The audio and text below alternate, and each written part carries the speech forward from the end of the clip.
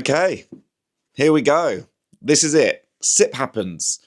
So, I sat down last week and just hit record for almost an hour. I just spoke about my trip to Canada and what I'd been up to.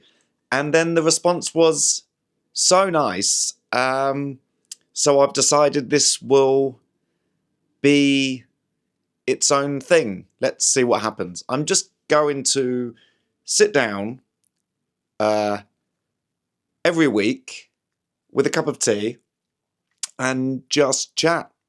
So I like to listen to podcasts or watch YouTube. I watch podcasts on YouTube, actually. This is, if you're listening, this is available to watch on Spotify and on YouTube. And if you're watching, it's available to listen wherever you get your podcasts. So I just like the ones where people are just chatting in the background. Well, they're not chatting in the background. Obviously, they're chatting into a microphone. But I like to have those on in the background because it means that you don't. It doesn't matter if you miss anything. I have certain ones that I'll listen to that I feel like, I need to be more tuned in if I'm listening to this. And then I've got other ones that are just people chatting. Anyway, I thought maybe I'll just do one on my own. And I know that it can become a part of your routine. So I'm going to put it out every Monday morning because I think a few of the ones I listen to come out on a Tuesday. So it means when Monday comes around, I've got nothing. So, in fact, somebody said, you should put them out on Tuesday because that's the big day when everybody releases podcasts. And this is somebody who works in podcasting, and I thought that's the complete opposite of what you should be doing. Surely you want to put yours out when no one else is. Anyway, that's the plan. I guess it's the closest thing I've got to a New Year's resolution, I guess. I just had to check I used the right one then. I think maybe not always. For me, there was a time in life when I had to really think, is it New Year's revolution or New Year's resolution? Now, New Year's revolution probably isn't far off, is it? I mean, I don't want to get too heavy on the podcast. It's supposed to be me just sitting down with a cup of tea and just talking, but this Venezuela news is very confusing because I think it's the first time that I saw like a news story of a major story happening.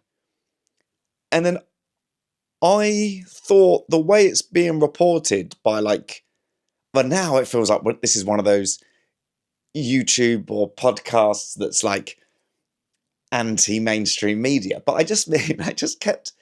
I've gone right wing 3 minutes in. But it's like, how do I describe that? I was watching the news and reading the headlines, and then I was surprised and confused that they weren't all saying, this is absolutely mental. They were sort of suggesting, I don't know, that maybe it wasn't clear. Basically, when I saw it, I don't know a lot about Venezuela. I used to work with a lady from Venezuela, her and her husband. That was when I lived in Canada in 2012. And they were both really nice. That's all I know about Venezuela, really. So my first thought, was, do they have like an evil leader that I don't know about? And then I thought maybe this is a good thing, but the surprise that it's come from nowhere is all part of the plan. And then I thought, it doesn't seem like he's sort of, that they should be going to do that. It's not like when they got Saddam Hussein or Osama bin Laden. Anyway, it's just so bizarre. The photos make it seem like the guy's not that bothered. But is that me falling for or what would they call that? Some sort of propaganda or setup photo. He's there in a I mean, he's dressed. They've clearly let him get dressed because he's in it's like a grey hoodie. So I assume he doesn't sleep in that. That's a good lesson now. If you are a world leader, don't sleep naked because you don't know who's going to turn up now. Well, we know who it'll be. It'll be America, but I wonder if there is any other leaders now, every night when they go to bed, thinking, is it going to happen tonight? Because, I mean, I do it every night. I think, is this the night I'm going to wake up and there's going to be someone stood at the end of my bed? I don't think I've ever thought about, is it going to be an American soldier? But I thought as well that the footage I saw of the planes and the helicopters, I thought that was AI. And do you do this now? I go straight to the comments.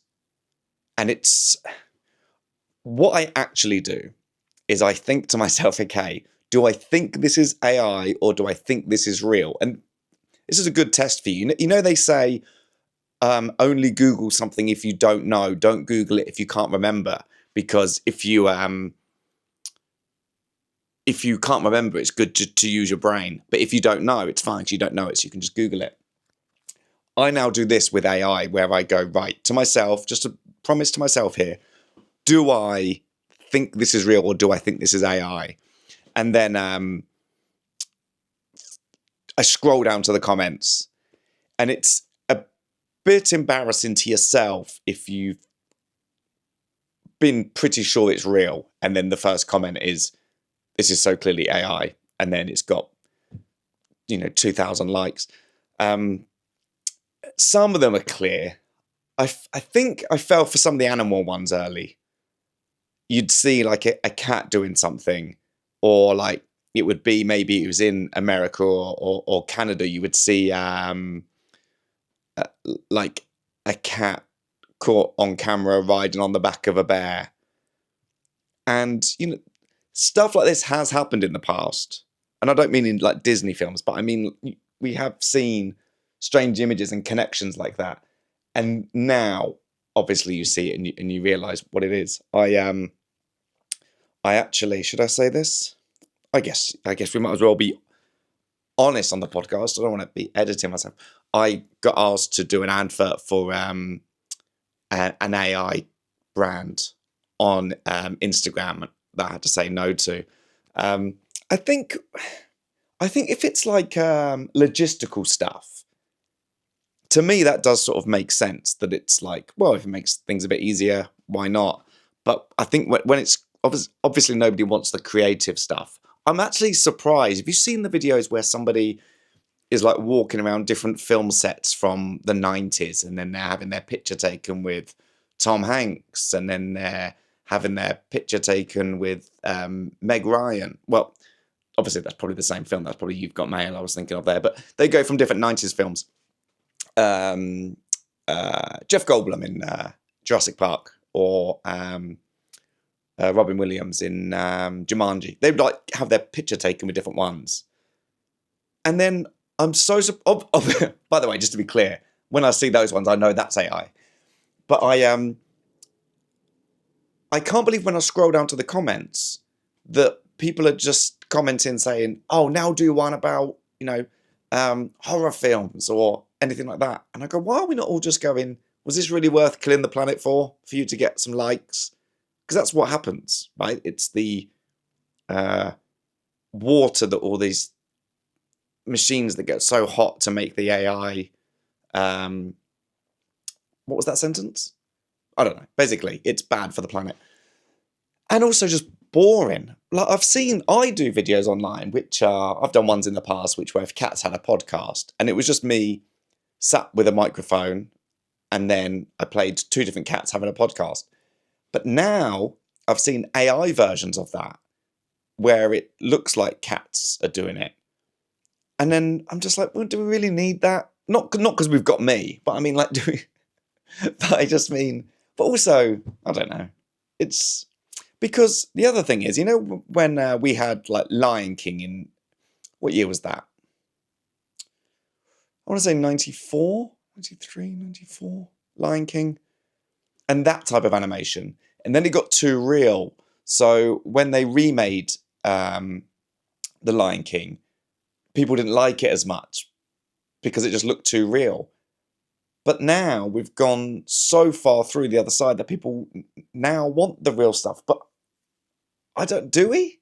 I don't. In fact, I have seen that Disney have decided they're going to go back to, I think, hand-drawn, which is probably the answer now. You're either going to get stuff that's super AI and it's basically a crossover, that its animation has got so good it just looks real.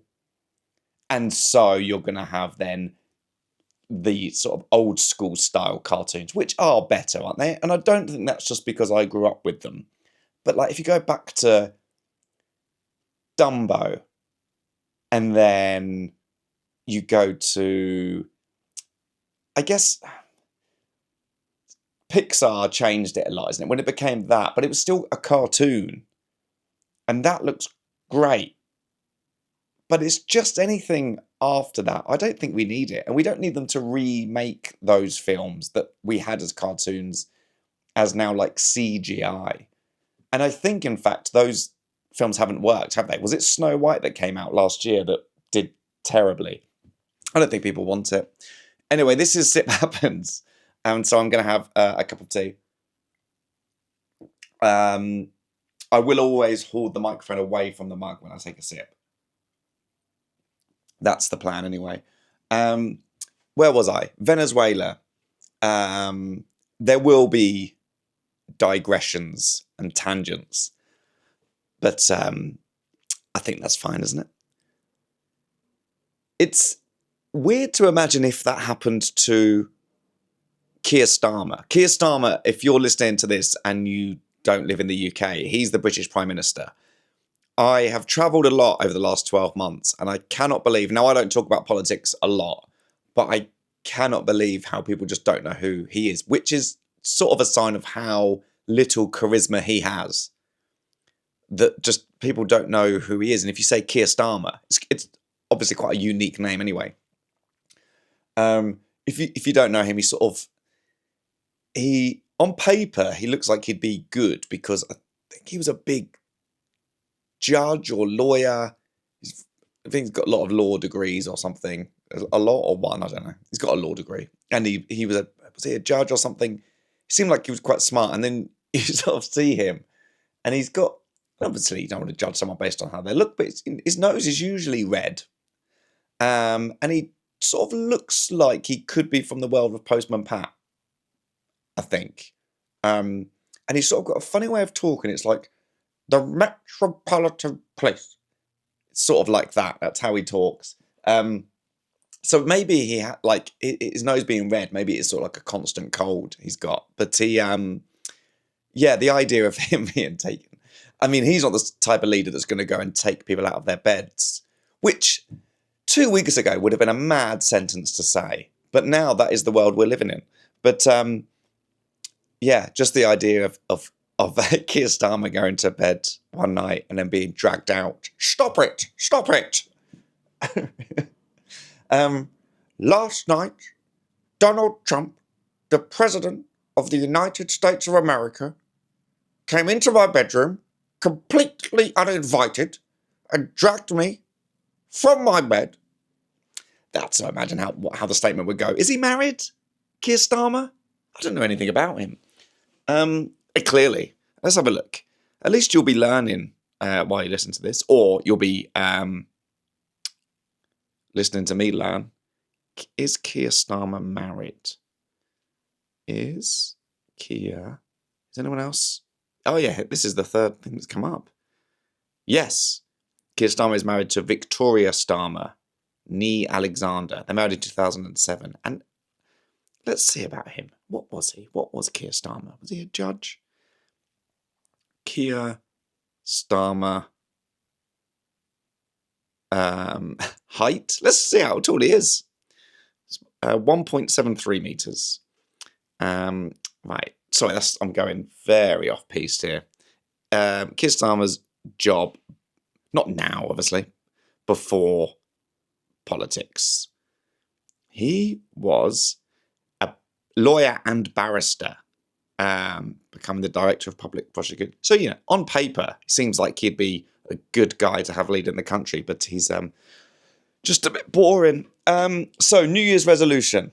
That's how we ended up with revolution. Then I saw the helicopters and the planes, thought that was AI. Then I went into AI, and then I imagined Keir Starmer being taken. And I started that sentence by saying about New Year's resolutions. And I guess mine is this.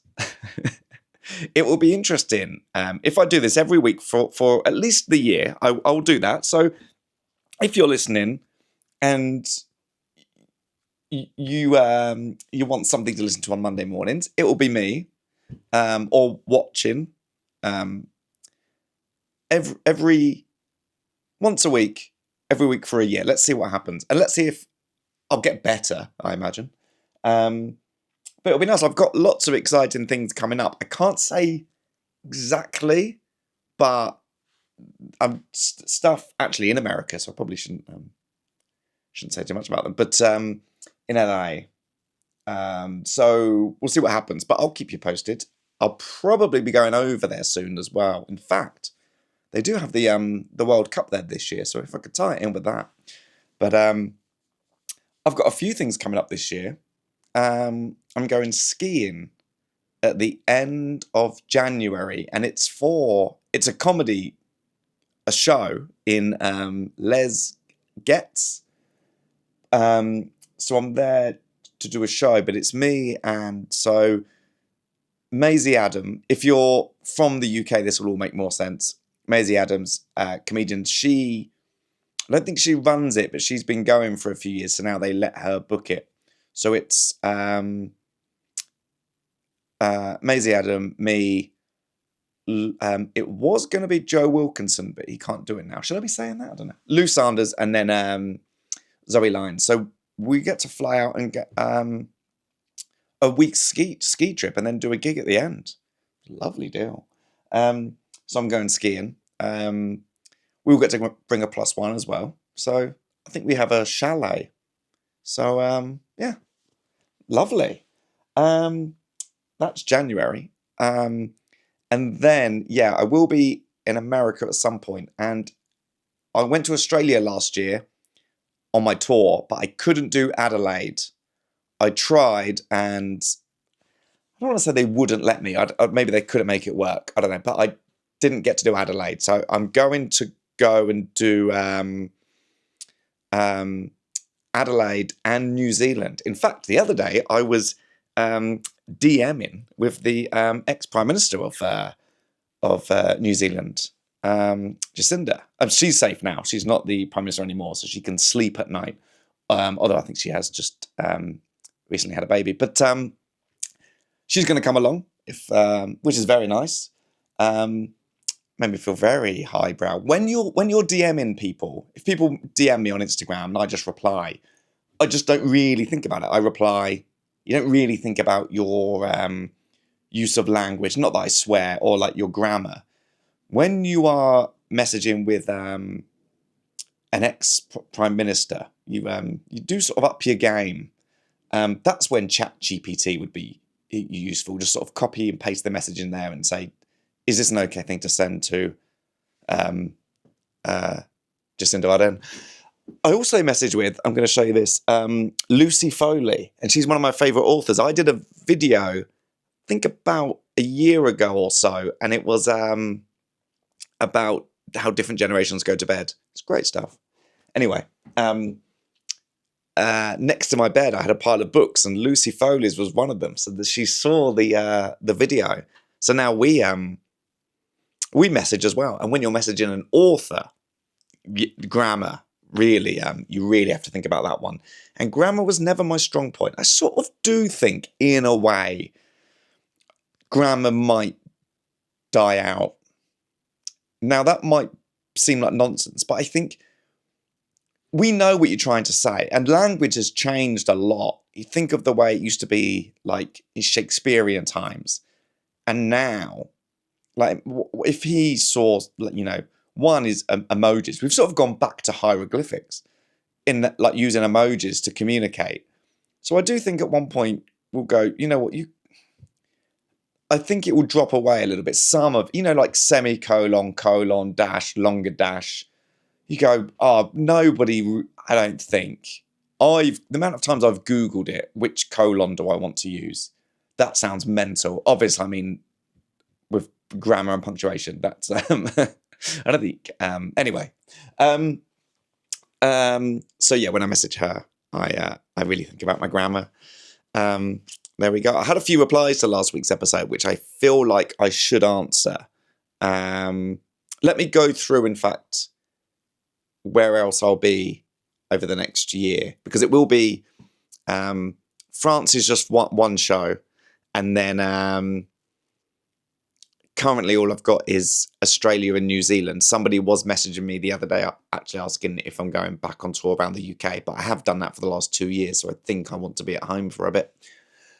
That's basically why I'm doing this, I think, because I'm around. Although it would have been nice to do as I documented my trip around the world, but I will take you with me. So we will get to travel.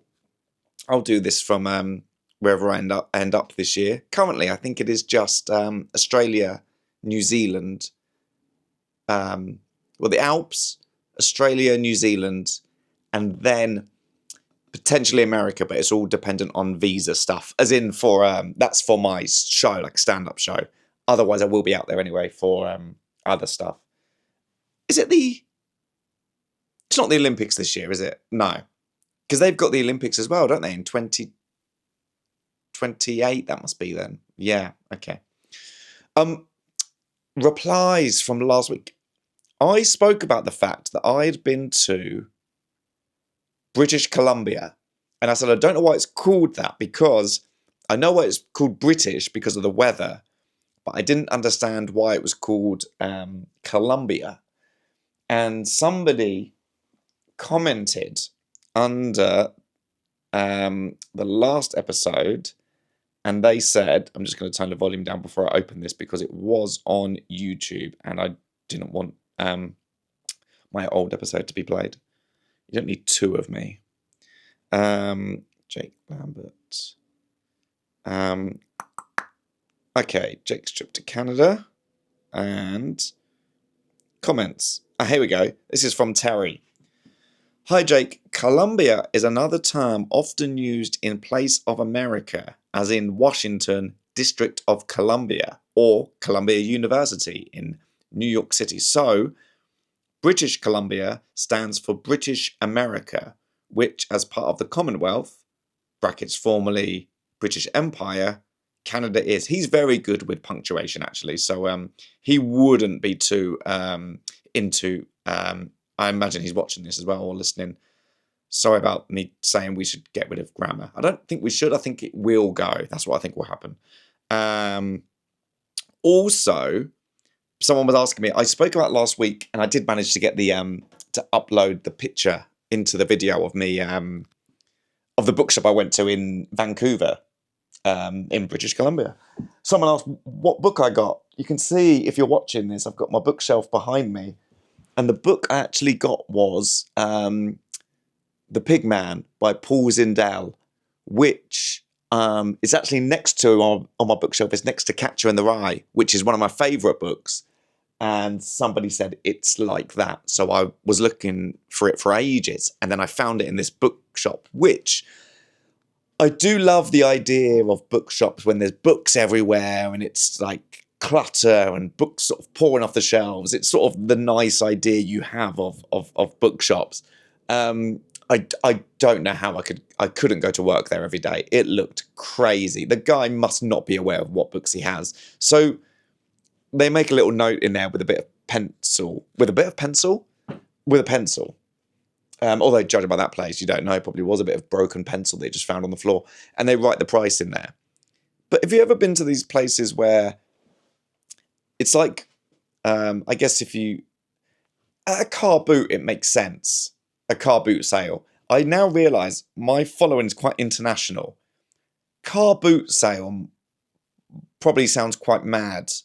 Especially to, let's use like, people in like North America as an example here. For one, I don't think you say boot, do you? You say trunk. But also, I don't think you have these. It's like a a garage sale, a garage sale.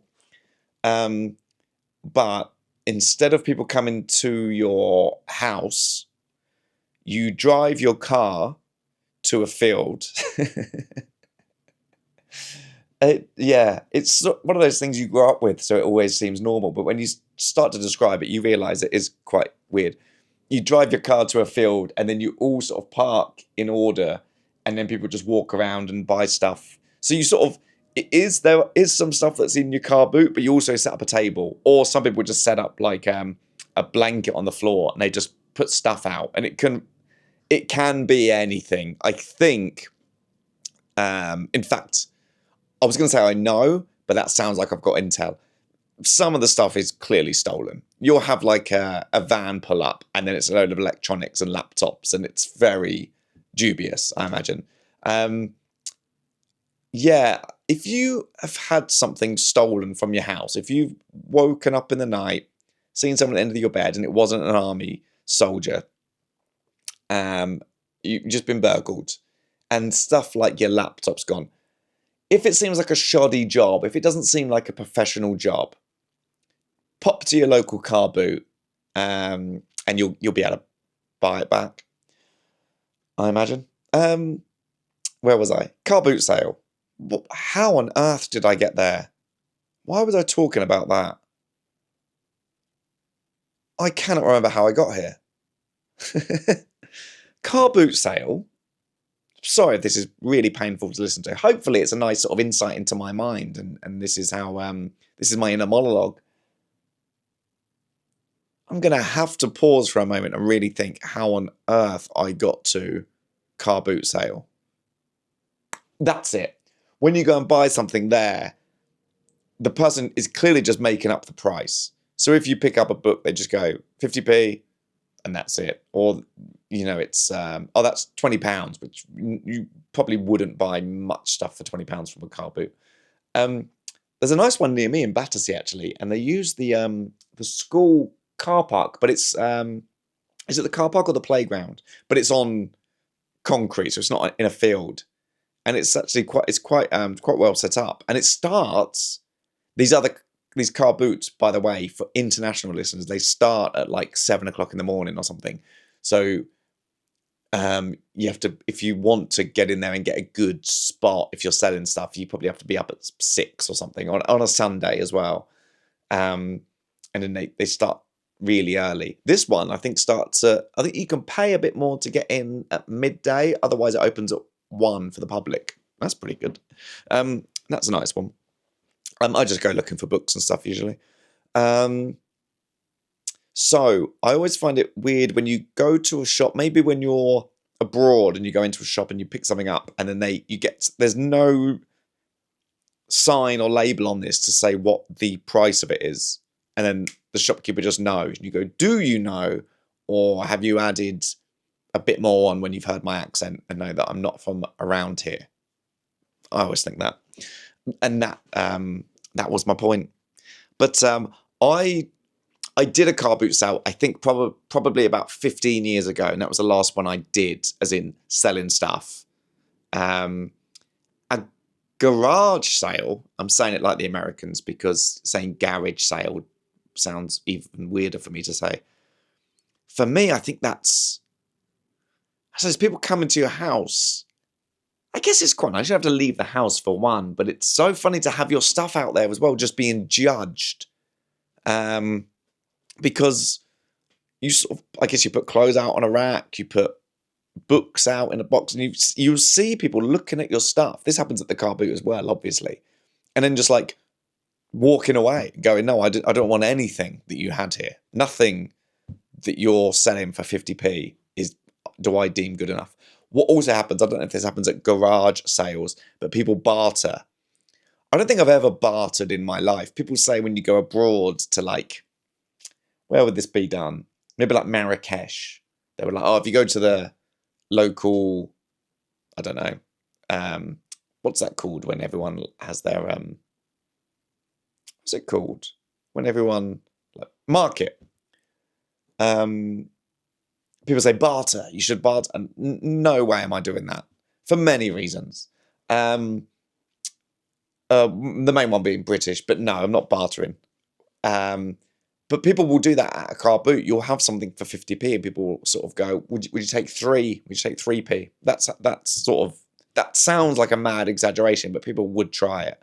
Um, I remember when I was younger going to a car boot, and I bought a Bart Simpson alarm clock, and it was him on a skateboard, and I'd never owned an alarm clock, and I thought it was so cool.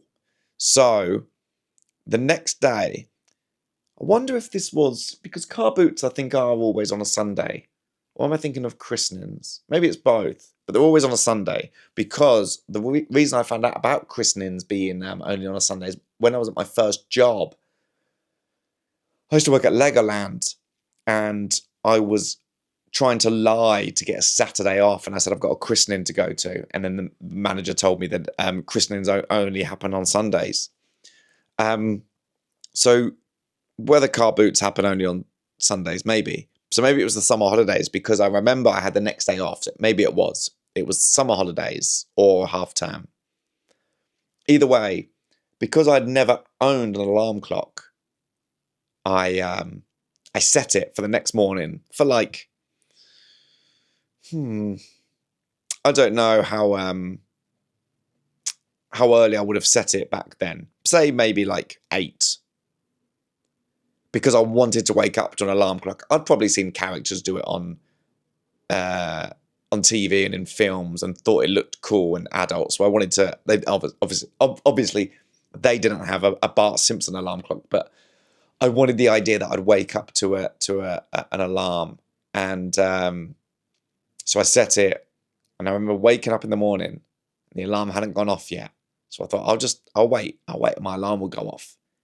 And I was waiting, and then in the end I looked, and it was like something like, it was now maybe like 10:30 in the morning, and the alarm, I'd bought it at a car boot, it didn't work, so it never went off.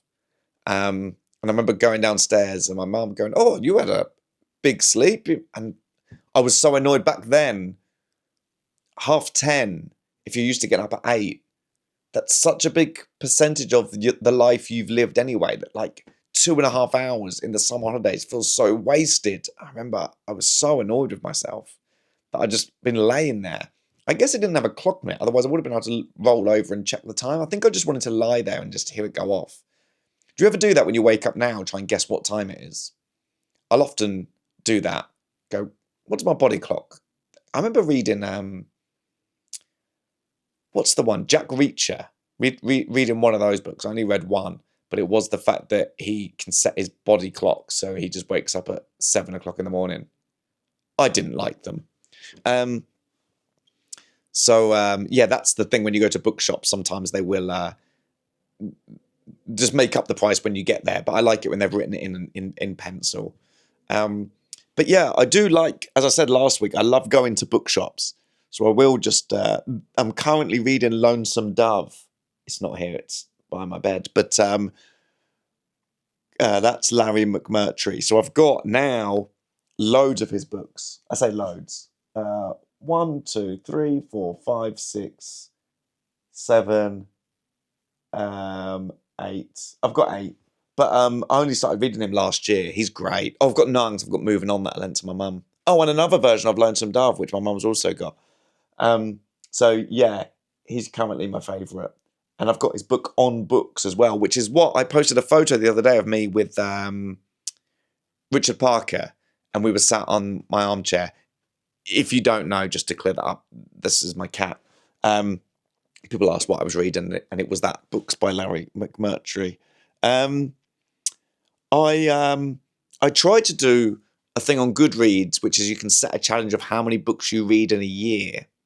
And I think I set it to 18 last year, and I only did 17. But that's because, to get my excuses in, the Larry McMurtry book I read, Moving On, was over 1,000 pages. So that was probably the equivalent of what, about 3 books? Do you know I've never read Harry Potter or seen them? I think I've seen probably the first, and then I was in just as an extra in Deathly Hallows Part 2. So I remember my friends went along and took me with them because they wanted to see me on it. I think you can see me. They said you could see me, but I can't remember. But I remember people saying, "Oh yeah," and in fact there is photos of me on the screen. And then there's a bit where Neville has to run across a bridge, and then the sound of him running is actually me, it's my footsteps. So I did bit of extra work on Harry Potter years ago, but maybe I should read those. The problem is, there's a Instagram and Facebook page I follow, and it's something like, it's quite embarrassing I'm admitting this, it's something like Hot Dudes Reading. Do you know this? And it's like, it would just be a guy reading a book in public. I think really any man, it seems, that people see who's reading a book in public, people find that hot. But I think it would probably, not that I'd be pictured in this, but if I were to be, I think the idea of me being sat there reading Harry Potter, maybe that's sort of, maybe it's not very cool, or just look a bit odd. I mean, if I've got a Larry McMurtry book, if I've got like a Western, and I'm there reading that, or like The Pig Man or Catcher in the Rye, you go, oh, look at him. But if I'm sat there reading The Prisoner of Azkaban, is that one? Should I try and name them all? No, because I couldn't. I've got a couple of first editions though of Harry Potter. Hopefully, no one's going to burgle me. But I've got a couple of. They're hidden at the back of the bookshelf there. Well, I'm telling you where they are. But that's something I've got. But Prisoner of Azkaban. Azkaban? Check. So you will just be tuning in every week and listening to me waffle on, if you like. Prisoner of Azkaban. Harry Potter and the Prisoner of Azkaban. I wasn't far off. Maybe I'll read them this year. Maybe that would be a nice thing to do. I'll start with the first one, obviously, but I mean, I think I read it when I was younger. I was probably just at the right age to be reading them as well, when they were like popular, but I just never did. In fact, I don't know if you've seen King of Collectibles on Netflix, and I love it because I like the idea of that, and it's people collecting their old Pokemon cards, which I keep telling my dad, I think I've got loads in their loft, and the one particular one I remember owning is now worth like £6,000, £7,000. So I keep meaning to go up there, but I don't like spiders, and I don't think he can be bothered. But they are up there. I'm sure of it. I just can't imagine ever throwing them away. God, I've just had a thought of me 15 years ago selling them at the car boot. So this would always come back around. Anyway, I think I learned the other day. No, I did learn the other day, but I think this is true. That Pokemon cards are the only thing that rival gold with how they're going up in price. Should I Google that before you pass it on as your own fact? It will be a lot of me Googling things, but at least I'm not asking AI. Pokemon cards. Is this good to listen to or awful? I think it'll be really split. People going, that was crazy. And some people going, oh, that was nice. It's like a long voice note that you can't respond to. Pokemon cards. What do you even Google here? Worth same as gold? I mean, obviously not, but that might bring up the thing I was after.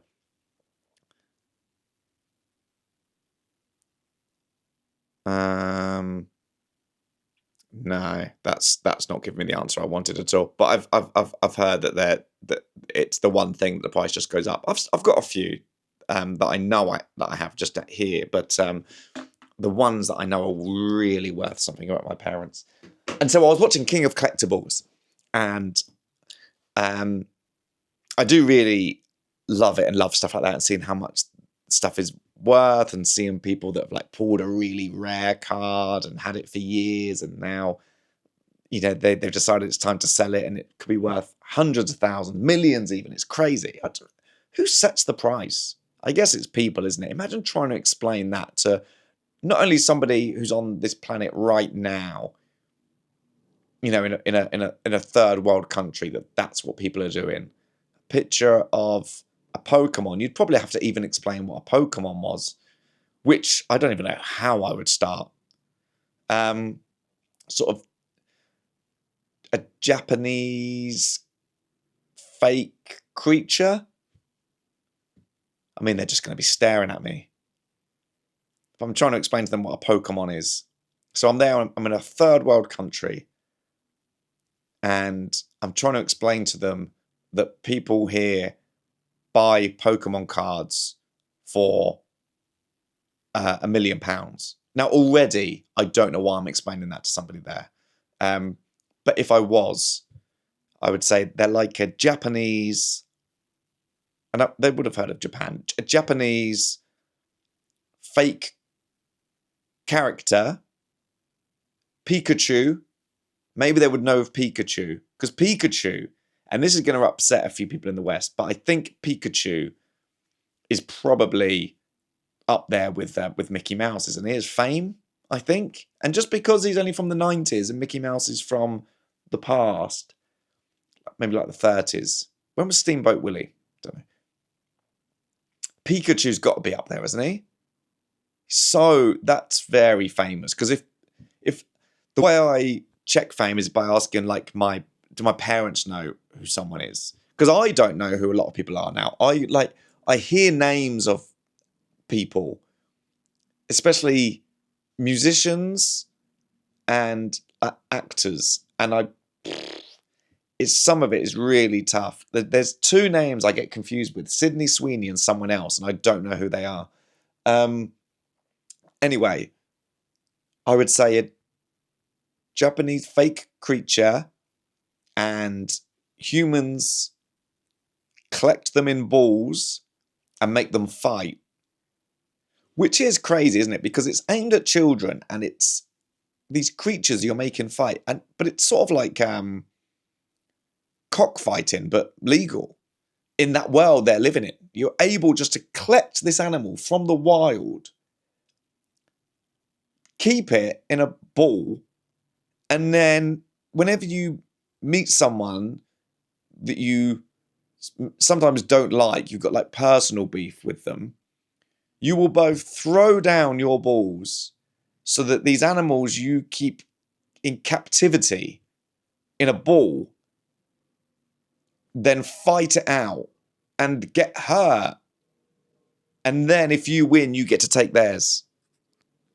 Really, when you strip it back, it's sort of a crazy thing. And if you're telling this to somebody, maybe they live in like South America and they've got really exotic animals, or they live in Africa, and you're telling them these just wild animals are being taken away, put in a little ball, kept like in your backpack or like on your belt, like a belt, the belt loop, and then you just make them fight. It's crazy to think somebody pitched that in what was it, the 80s, early 90s, and they went, children are going to love this. It doesn't seem morally questionable at all. And I know they're not real, but it's the message that you are sending out to these people, because they do just live in the wild. There'll be a Pikachu just knocking about, enjoying its life, and then I guess Pikachu does walk around with you. Like Ash had Pikachu just as like I have Richard Parker. We just sort of like walk around together, and that's obviously better. But I'm not making Richard Parker fight. I'm not sending him out into the garden to take on another cat. I'm doing the opposite. I'm dragging him in. Although once I remember he came running in. I saw him run into the garden, like jump over the fence one day, and he came running in. I opened the door, let him in, and then I didn't know what he was so panicked about.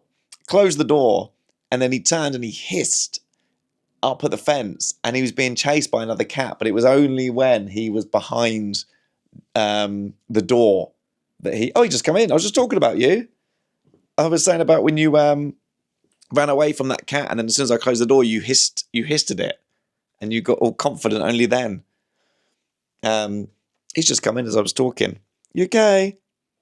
Yeah. Would you like it if I put you in a little ball and just took you around with me, made you fight other animals? No comment. Okay. I should get him to appear on screen if you're watching this. I feel like, in case I'm just making it up. Richard Parker, come on then. It's funny you have to do your voice. You have to do your animal voice. I mean, which is, you might be laughing if you hear my voice suddenly go high and me go, Richard Parker. But what would be more insane if I just spoke to him like, Richard Parker, I don't know, how could I even talk to him like he's my friend? You right, do you want some food or anything? Do you want some food or a drink, or, I don't know, do you want to go out or something? Yeah, just spoke like that. You have to do the voice. You okay? Can I get you just to appear on camera? You're not really going to like it, but I wanted to just show you to everybody. Yeah? Good boy. Hello. Ready? There we go. Look. Look, it's us. There we go. I'm good. There you go. My co-host. You right there? Sorry, mister. I always call him Richard Parker, by the way. People confused when they learn he's got his own surname. But he's named after the tiger from Life of Pi, who's called Richard Parker. The story is in that that he, the guy who dropped off Richard Parker the tiger to the zoo that the family had then taken over to Canada, they he fills out the paperwork wrong. So when the guy delivers the tiger, he puts Thirsty as his name and then puts the tiger's name as Richard Parker. So they decided to keep the name. And now he's there's also actually older Richard Parkers. There's then a famous, well, not that famous because you probably don't know it, story of when people used to sail. I mean, quite a vague time, because people are doing that right now and for hundreds of years. But there was a guy who was putting a crew together to sail to Australia. This is when Queen Victoria was in reign, because what happened was the saying "the short straw" comes from. I just have a sip, then I'll tell you this story. The saying comes from when people pulled the short straw. Crews would do that before they went out sailing around the world, and whoever pulled the short straw meant that if anything happened and they were starving, that person would be the one that they ate. And then I think the second shortest straw had to be the one that killed them. And that was sort of the law of the sea. Anyway, that happened, and there was a cabin boy, and he was called Richard Parker. I'm now thinking it probably seems a bit rigged that the cabin boy, who I think's probably one of the lowest on the ship, was the one that pulled the short straw. So I'm thinking it was never like the captain. I can't imagine, but maybe he was out of it. Anyway, the cabin boy was a boy called Richard Parker, and sure enough, they set sail.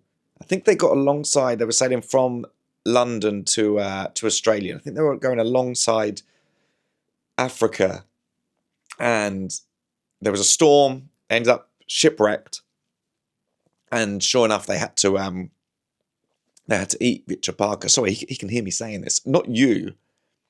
It's the cabin boy. And so they did. They ate him, and then when they got back, and they were rescued, and they got back to, I think it was down in Cornwall. I think it was the southwest. They got back there, and people said, "Where's Richard Parker?" And they told them. His ears went when I said Richard Parker. Then I just looked, and his ears went like I was talking about him. Where is he?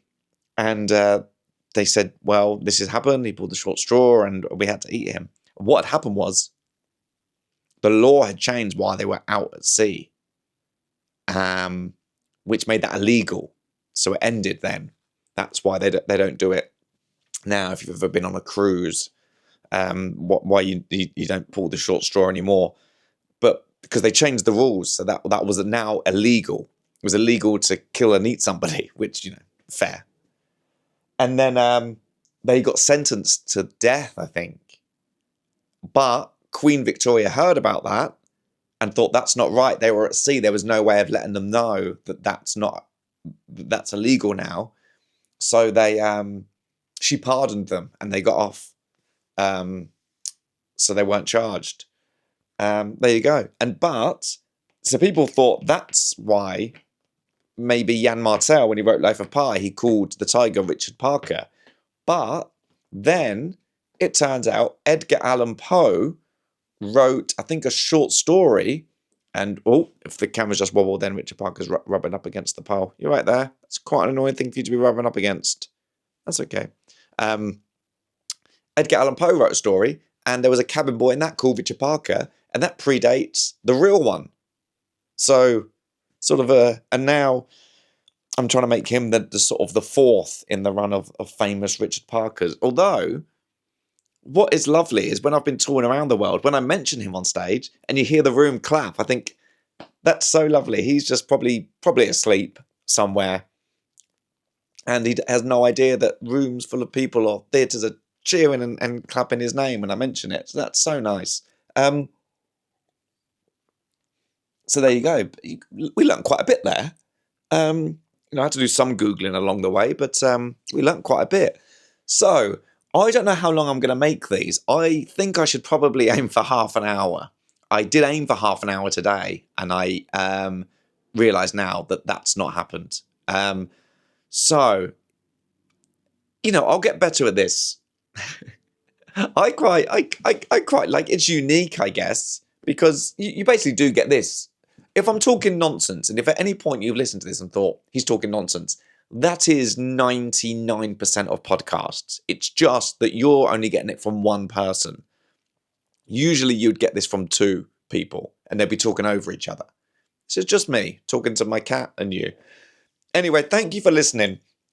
I'll just do once a week. It'll be me sitting down with a cup of tea, talking about, as you've learned from the last 52 minutes, absolutely anything, really, that comes into my brain. But I hope you've enjoyed it. Let me know. Comment below if there's if I've got any facts wrong. Please, let's learn together. And then I'll learn exactly what it is you want. Maybe I'll do them half an hour. Or if you're like, no, that's great. My commute to work is exactly 53 minutes, Jake. That's exactly what I need. Then we'll see. But I'll sit down every week. It'll come out every Monday. Just me with a cup of tea, having a chat. Thanks for listening. If you're on YouTube or Spotify, thanks for watching. And let's do it again this time next week. Thanks. Bye.